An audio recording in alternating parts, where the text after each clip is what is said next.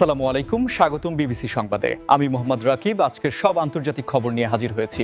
শুরুতেই জানিয়ে দিব সংবাদ শিরোনাম, তারপর বিস্তারিত। লেবাননে ইসরায়েলি হামলায় ১৫ জন চিকিৎসাকর্মী নিহত, আহত ৪৫। পারস্য উপসাগর ও হরমুজ প্রণালীতে আরও ৬ জাহাজে হামলা। ইরান যুদ্ধ নিয়ে বিরোধ, স্পেনের সঙ্গে বাণিজ্য বন্ধের হুমকি ট্রাম্পের। পাল্টাপাল্টি হামলায় রণক্ষেত্র ইসরায়েল লেবানন সীমান্ত, প্রাণহানি ৬৩৪। ইরাকের ইরানপন্থী সশস্ত্র গোষ্ঠী পিএমএফের সামরিক ঘাঁটিতে হামলা। আসসালামু আলাইকুম, স্বাগতম জানাচ্ছি বিবিসি সংবাদে। আমি মোহাম্মদ রাকিব। এতক্ষণ শুনছিলেন সংবাদ শিরোনাম, এবার বিস্তারিত পড়। ইসরায়েলের মধ্যকার সাম্প্রতিক সংঘাতের জেরে তৈরি হওয়া মানবিক সংকট বিশ্ববিবেককে গভীরভাবে নাড়া দিয়েছে। যেখানে সর্বশেষ পাওয়া তথ্য অনুযায়ী লেবাননে চলমান এই তীব্র সংঘাতের মধ্যে পড়ে ১৫ জন চিকিৎসাকর্মী তাদের প্রাণ হারিয়েছেন এবং অন্তত ৪৫ জন গুরুতর আহত হয়েছেন, যা আন্তর্জাতিক মানবাধিকার ও চিকিৎসা সুরক্ষার ক্ষেত্রে এক চরম অশনি সংকেত হিসেবে দেখা হচ্ছে। যে কোনো সংঘাত বা যুদ্ধ পরিস্থিতিতে চিকিৎসাকর্মী, হাসপাতাল এবং অ্যাম্বুলেন্সগুলোকে সম্পূর্ণ নিরপেক্ষ এবং সুরক্ষিত রাখার কথা আন্তর্জাতিক আইনে খুব স্পষ্টভাবে উল্লেখ থাকলেও বাস্তব চিত্র যে কতটা ভয়াবহ হতে পারে, এই ঘটনাই তার সবচেয়ে বড় প্রমাণ।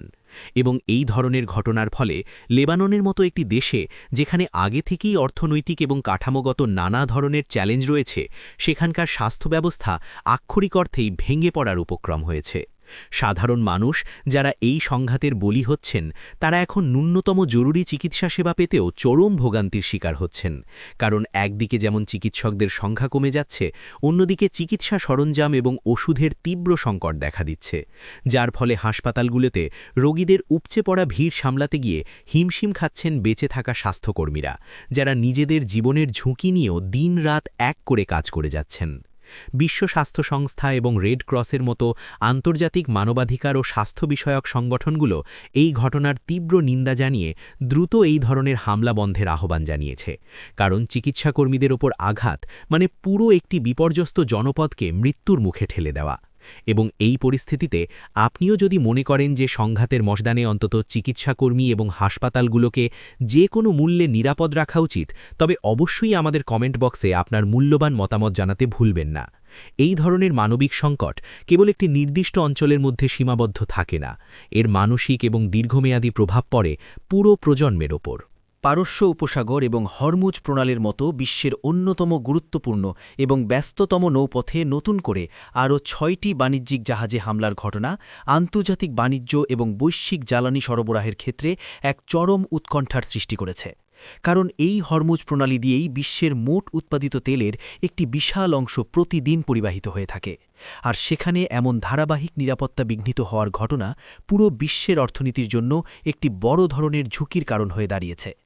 এই হামলার পর থেকে আন্তর্জাতিক শিপিং কোম্পানিগুলোর মধ্যে এক ধরনের আতঙ্ক ছড়িয়ে পড়েছে এবং অনেকেই তাদের জাহাজের রুট পরিবর্তন করার কথা ভাবছেন, যার ফলে পণ্য পরিবহনের সময় যেমন বেড়ে যাবে, তেমনি পরিবহন খরচও বহুগুণ বৃদ্ধি পাবে।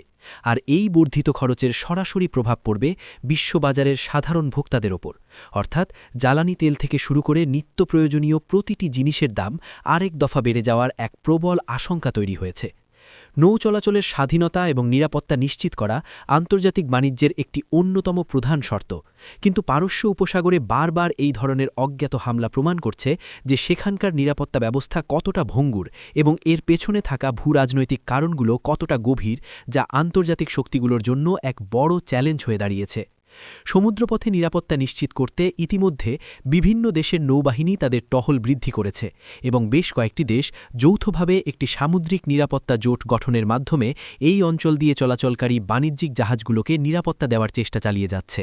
তবে বিশেষজ্ঞরা মনে করছেন যে শুধুমাত্র সামরিক পাহারাই এই সমস্যার স্থায়ী সমাধান হতে পারে না, বরং এর জন্য প্রয়োজন আঞ্চলিক দেশগুলোর মধ্যে গভীর কূটনৈতিক বোঝাপড়া এবং উত্তেজনা প্রশমনের একটি কার্যকর উদ্যোগ। এই মুহূর্তে বৈশ্বিক অর্থনীতি যখন নানাবিধ কারণে আগে থেকেই একটি চাপের মধ্য দিয়ে যাচ্ছে, তখন এই ধরনের সাপ্লাই চেইন বা সরবরাহ ব্যবস্থায় বিঘ্ন ঘটার মতো ঘটনা উন্নয়নশীল দেশগুলোর জন্য সবচেয়ে বেশি ক্ষতিকর হিসেবে প্রমাণিত হবে। কূটনীতি এবং বাণিজ্যের ময়দানে একটি বড় ধরনের অস্থিরতার আভাস পাওয়া যাচ্ছে। যেখানে ইরানের সাথে চলমান উত্তেজনাকর পরিস্থিতিকে কেন্দ্র করে যুক্তরাষ্ট্রের সাবেক প্রেসিডেন্ট ডোনাল্ড ট্রাম্প ইউরোপের অন্যতম গুরুত্বপূর্ণ দেশ স্পেনের সাথে সব ধরনের বাণিজ্য বন্ধ করে দেওয়ার এক নজিরবিহীন হুমকি দিয়েছেন, যা ট্রান্স আটলান্টিক সম্পর্কের ক্ষেত্রে এক নতুন মাত্রার মেরুকরণ তৈরি করেছে।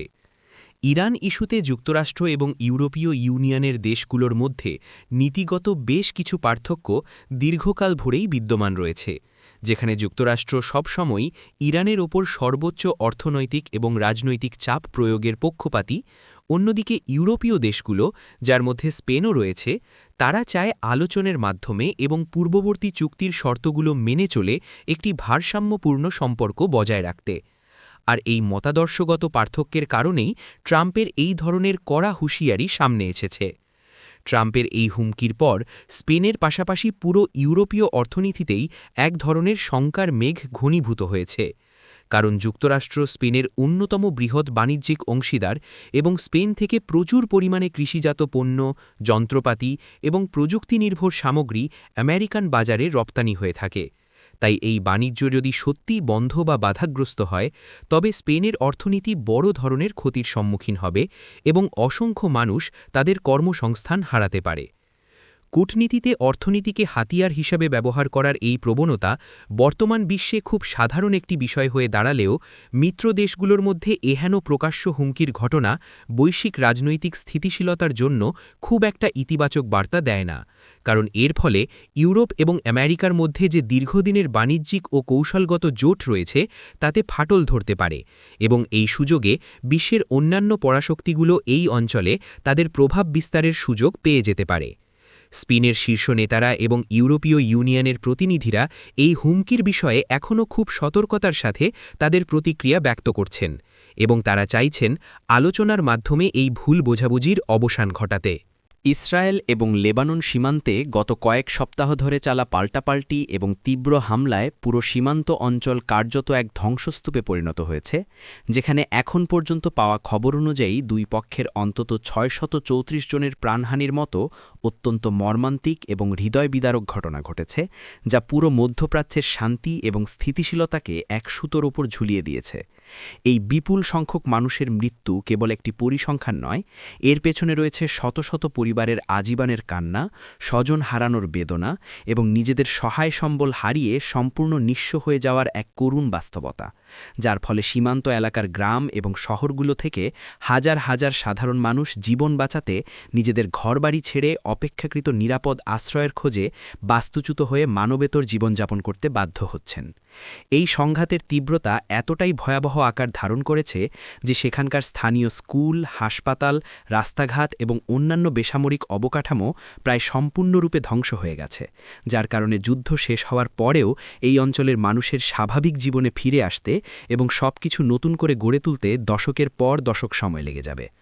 এই পরিস্থিতিতে জাতিসংঘ এবং অন্যান্য আন্তর্জাতিক শান্তিরক্ষী বাহিনীগুলো উভয় পক্ষকে সর্বোচ্চ সংযম প্রদর্শনের এবং অবিলম্বে একটি যুদ্ধবিরতি চুক্তিতে আসার জন্য জোর তাগিদ দিচ্ছে, কারণ এই সংঘাত যদি এখনই থামানো না যায় তবে এটি খুব সহজেই একটি বৃহত্তর আঞ্চলিক যুদ্ধে রূপ নিতে পারে, যেখানে পার্শ্ববর্তী অন্যান্য দেশগুলো জড়িয়ে পড়তে পারে এবং এর পরিণতি হবে পুরো বিশ্বের জন্য এক অকল্পনীয় মানবিক এবং অর্থনৈতিক বিপর্যয়।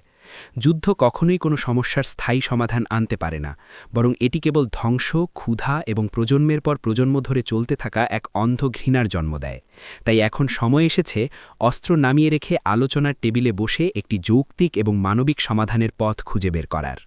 ইরাকের অভ্যন্তরে ইরানের প্রতি সহানুভূতিশীল হিসেবে পরিচিত সশস্ত্র গোষ্ঠী পপুলার মোবিলাইজেশন ফোর্সেস বা পিএমএফের একটি গুরুত্বপূর্ণ সামরিক ঘাঁটিকে চালানো এই আকস্মিক এবং সুনির্দিষ্ট হামলা মধ্যপ্রাচ্যের জটিল নিরাপত্তা সমীকরণে এক নতুন এবং উদ্বেগজনক মাত্রার যোগ করেছে, যা ইরাকের অভ্যন্তরীণ স্থিতিশীলতার জন্য এক মারাত্মক ঝুঁকির কারণ হয়ে দাঁড়িয়েছে।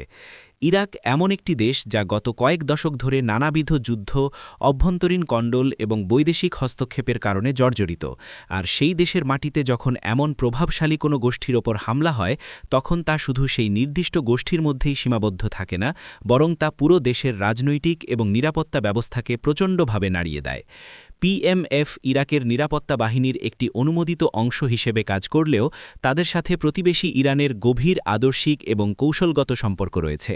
তাই এই ঘাঁটিতে হামলার ঘটনাটি পরোক্ষভাবে এই অঞ্চলে আধিপত্য বিস্তারের যে বৃহত্তর স্নায়ুযুদ্ধ চলছে তারই একটি পরিষ্কার প্রতিফলন হিসেবে দেখছেন আন্তর্জাতিক রাজনীতি এবং নিরাপত্তা বিশ্লেষকরা।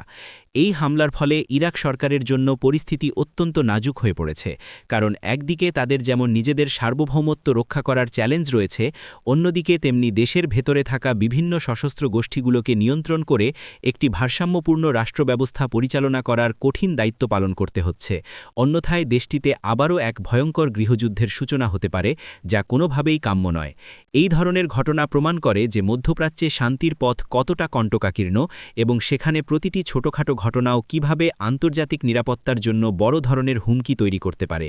তাই আন্তর্জাতিক সম্প্রদায়কে এখন ইরাক সরকারের পাশে দাঁড়িয়ে তাদের নিরাপত্তা এবং শাসন ব্যবস্থাকে শক্তিশালী করার ক্ষেত্রে গঠনমূলক সহায়তা প্রদান করতে হবে, যাতে তারা নিজেদের অভ্যন্তরীণ সংঘাতগুলোকে নিজেরাই প্রশমিত করতে পারে।